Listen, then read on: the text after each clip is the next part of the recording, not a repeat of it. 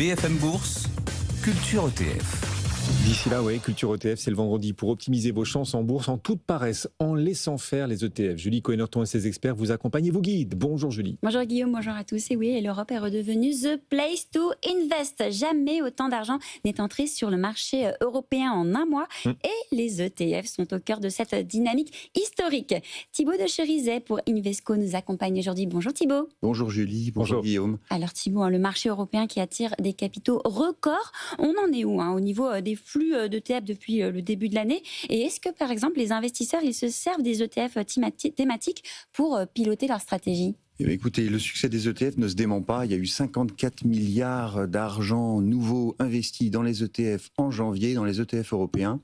Et effectivement, le succès des ETF thématiques est aussi important. Ça représentait 9% l'année dernière des investissements, 25 milliards nouveaux investis sur des thématiques. Et rien qu'en janvier, il y a eu 7 milliards d'argent nouveau sur des thématiques comme la défense, les métaux précieux, la Chine high-tech. C'est assez intéressant de voir cet engouement pour des ETF thématiques. Et alors, on le voit, les indices mondiaux classiques, ils sont aujourd'hui finalement mécaniquement saturés par des secteurs dominants comme la tech. Est-ce que l'intérêt des ETF thématiques, c'est justement d'aller chercher des relais de croissance qui seraient peut-être plus ciblés que les grands indices ne voient pas encore?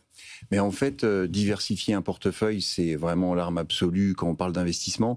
Et c'est là où l'ETF aide énormément. Il est légitime de se poser des questions, notamment sur la part dans son portefeuille des actions américaines, notamment des actions tech dont vous avez parlé.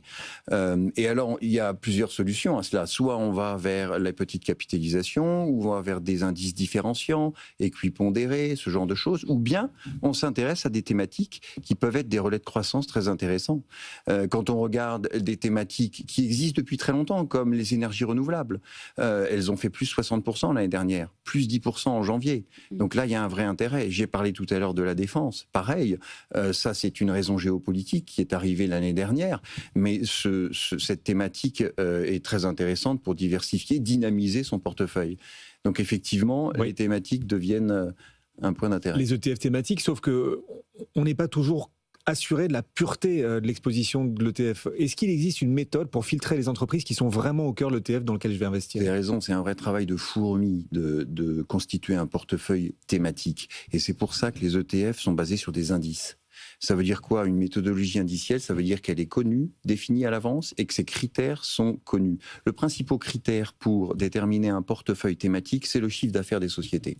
En fait, en s'associant, nous, fournisseurs d'ETF, on s'associe avec des indices, des fournisseurs indiciels qui ont cette capacité d'analyser les titres sur toute la planète et de regarder quelles sont les sociétés qui vraiment ont plus de 50% de leur business dans la thématique voulue.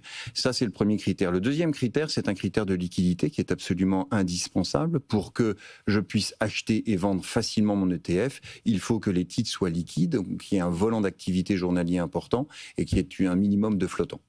Et alors justement, Thibaut, là, quand même, la promesse des ETF, c'est quand même la simplicité. Mais alors, il y a quand même des centaines de thématiques qui sont disponibles. Comment on fait en tant qu'investisseur pour s'y retrouver sans passer des nuits à effectuer des recherches?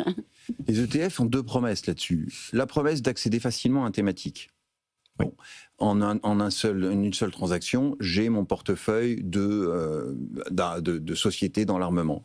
La deuxième promesse, c'est la transparence. Donc les informations sur les indices, la façon dont ils sont composés, la façon dont on peut les suivre, sont souvent sur les sites internet, même tout le temps sur les sites internet des fournisseurs d'ETF.